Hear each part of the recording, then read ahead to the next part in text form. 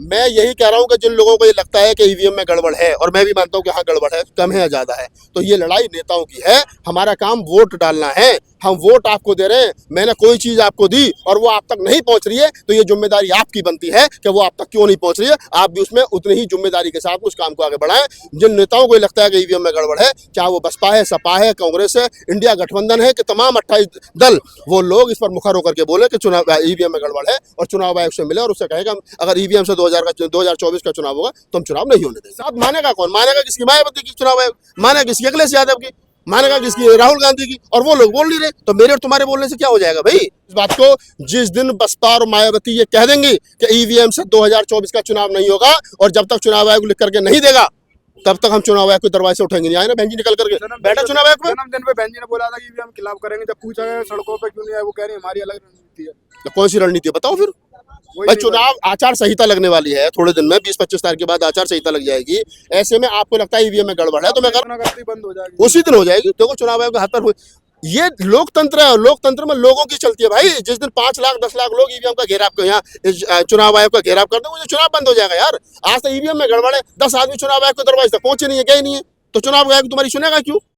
लड़ी जा रही है चुनाव आयोग पर, पूरा घेराव किया जा रहा है, ईवीएम की लड़ाई लड़ी जा रही है लोकतंत्र को बचाने के लिए। उसको आप किस नजर से देखते हो, कहाँ तक वो सफल हो पाएगी लगातार? देखिए जहां तक सवाल ईवीएम का, तो मैं पहले दिन से कह रहा हूँ, ये जितने हमारे साथी हैं, चाहे महमूद प्राचा जी हैं, चाहे भानु प्रताप जी हैं, चाहे डीसी कपिल है, मैं जाता हूँ उनके समर्थन में। जब हमारा कोई भी साथी खड़ा तो मेरी भी इच्छा होती है मैं भी खड़ा हूँ जाकर उनके साथ में। और मैं तो कहता हूँ कि देश के किसी भी कोने पर कोई भी अम्बेडकरवादी कहीं भी खड़ा है, हमारी जिम्मेदारी बनती है कि हम उसके साथ कंधे से कंधा मिलाकर के खड़ा हों। वो सही है या गलत है ये बाद में तय करेंगे, पहले उसका हौसला बढ़ाएं और उसके साथ खड़े हो। अब रहा सवाल जो आप कह रहे हो कि ईवीएम वाला, ईवीएम में गड़बड़ है, कितनी नहीं है, इसके लिए जिन लोगों को एमपी एमएलए बनना है, जिन लोगों को मुख्यमंत्री बनना है, जिन लोगों को प्रधानमंत्री बनना है, जो लोग ये नारा लगा रहे हैं कि नेक्स्ट पीएम बहन जी, जो ये नारा लगा रहे हैं कि नेक्स्ट पीएम अखिलेश यादव, वो अखिलेश यादव, वो बहन जी, वो तेजस्वी यादव, वो तमाम लोग जो कांग्रेस के राहुल गांधी जो भारत जोड़ो न्याय यात्रा कर रहे हैं, वो तमाम लोग ईवीएम के खिलाफ आवाज उठाएं।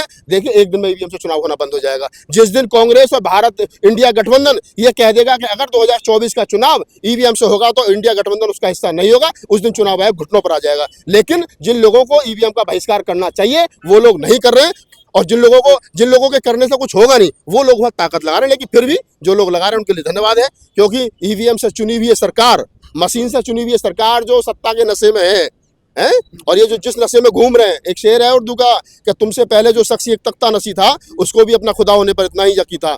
ठीक है चले जाएंगे, वो लोग नहीं रहे यार। India is Indira, Indira is India विपक्ष में बैठने लायक नहीं बचे। मोदी जी भी चले जाएंगे।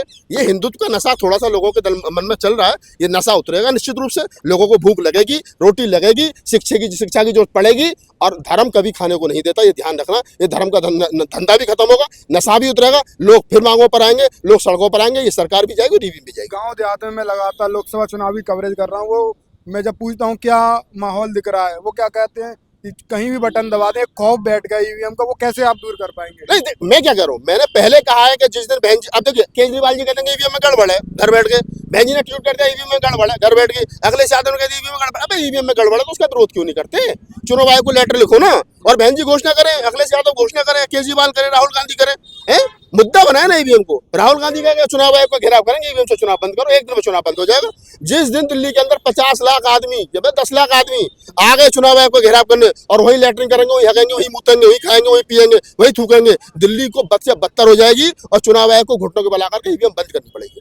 आपका कोई प्लान जो सलाह नेताओं को देना चाहे किस तरीके से ईवीएम बंद करा सकते? मैं यही कह रहा हूं कि जिन लोगों को ये लगता है कि ईवीएम में गड़बड़ है, और मैं भी मानता हूं कि हाँ गड़बड़ है, कम है या ज्यादा है, तो ये लड़ाई नेताओं की है। हमारा काम वोट डालना है। हम वोट आपको दे रहे हैं, मैंने कोई चीज आपको दी और वो आप तक नहीं पहुंच रही है, तो ये जिम्मेदारी आपकी बनती है कि वो आप तक क्यों नहीं पहुंच रही है। आप भी उसमें उतनी ही जिम्मेदारी के साथ उस काम को आगे बढ़ाएं। जिन नेताओं को लगता है कि ईवीएम में गड़बड़ है, चाहे वो बसपा है, सपा है, कांग्रेस है, इंडिया गठबंधन है, कि तमाम 28 दल, वो लोग इस पर मुखर होकर के बोले कि चुनाव ईवीएम में गड़बड़ है, और चुनाव आयोग से मिले और उससे कहेगा अगर ईवीएम से 2024 का चुनाव होगा तो हम चुनाव नहीं होने देंगे। समाजी वकीलों ने बीड़ा उठा लिया कि 24 में 100% बैलेट पेपर से चुनाव कराएंगे।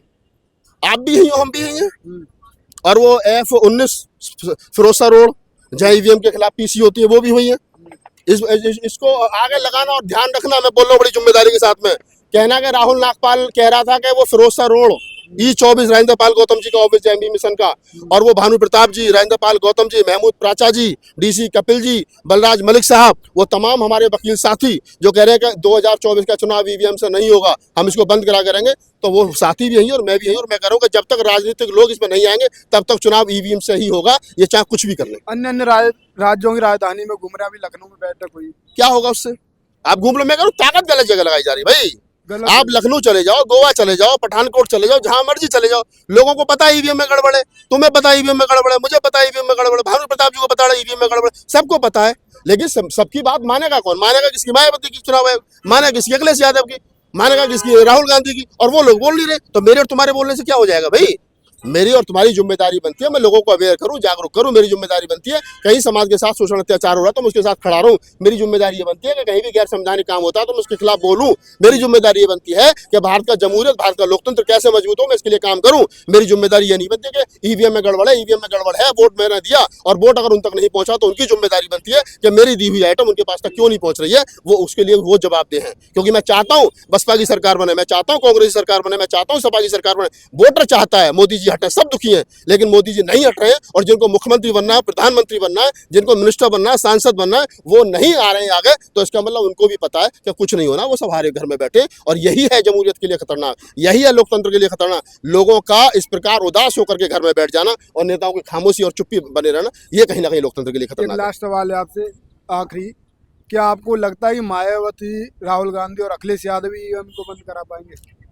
अकेली मायावती करा देगी, राहुल गांधी को भी छोड़ दो, मेरी गारंटी है। मायावती अकेली, लिख लो इस बात को, जिस दिन बसपा और मायावती ये कह देंगी कि ईवीएम से 2024 का चुनाव नहीं होगा, और जब तक चुनाव आयोग लिख करके नहीं देगा तब तक हम चुनाव आयोग के दरवाजे से उठेंगे नहीं। आए ना बहन जी निकल करके बैठा चुनाव आयोग में। जन्मदिन पे बहन जी ने बोला था कि ईवीएम खिलाफ करेंगे, जब पूछा गया सड़कों पे क्यों नहीं आए, वो कह रही हमारी अलग रणनीति है। तो कौन सी रणनीति है बताओ फिर? वही भाई नहीं चुनाव आचार संहिता लगने वाली है थोड़े दिन में, 20-25 तारीख के बाद आचार संहिता लग जाएगी। ऐसे में आपको लगता है ईवीएम में गड़बड़ है, तो मैं कह रहा हूँ, सुना होगा। हाँ मैंने सुना था 10 तारीख को जो हुआ था वो, मैं कह रहा हूँ अभी आपसे कि बहन जी जिस दिन चाहें दिल्ली आए और ये घोषणा कर दें। मैं कह रहा हूँ बहन जी आज घोषणा करें कि आने वाली 15 फरवरी को दिल्ली के चुनाव आयोग का घेराव किया जाएगा, और हम तब तक वहां से नहीं उठाएंगे जब तक चुनाव आयोग ये लिख करके नहीं देगा कि अगला चुनाव ईवीएम से नहीं ये होगा। घोषणा करते ही बंद हो जाएगी, उसी दिन हो जाएगी। देखो चुनाव आयोग के हाथ पर हुए, ये लोकतंत्र है, लोकतंत्र में लोगों की चलती है भाई। जिस दिन 5 लाख 10 लाख लोग ईवीएम का घेराव कर, यहाँ चुनाव आयोग का घेराव कर देंगे, चुनाव बंद हो जाएगा यार। आज तो ईवीएम में गड़बड़ है, 10 आदमी चुनाव आयोग के दरवाजे तक पहुंचे नहीं है, गए नहीं है, तो चुनाव आयोग तुम्हारी सुनेगा क्यों? और वो चुनाव आयोग जिसमें आधे से ज्यादा बीजेपी कार्यकर्ता हूँ, वो चुनाव आयोग वो वोटिंग मशीन बनाने वाली कंपनियां जिनमें आधे से ज्यादा बीजेपी के लोग हों, तो वो तो अपना काम कर रहे हैं ईमानदारी से। वो गड़बड़ कर रहे हैं, घोटाला कर रहे हैं, मीडिया को खरीदे, जो भी कर रहे हैं वो कर रहे हैं। तुम क्या कर रहे हो? तुम प्रेस कॉन्फ्रेंस कर दो बस, लोगों को वजह ईवीएम में गड़बड़ तो पता ही है, तुम इसमें नया क्या बता रहे हो? तो इसको तो बस बहन जी कर सकते हैं, भाई साहब कर सकते हैं, चाचा ताऊ कर सकते हैं, भाई किसी के बस की नहीं।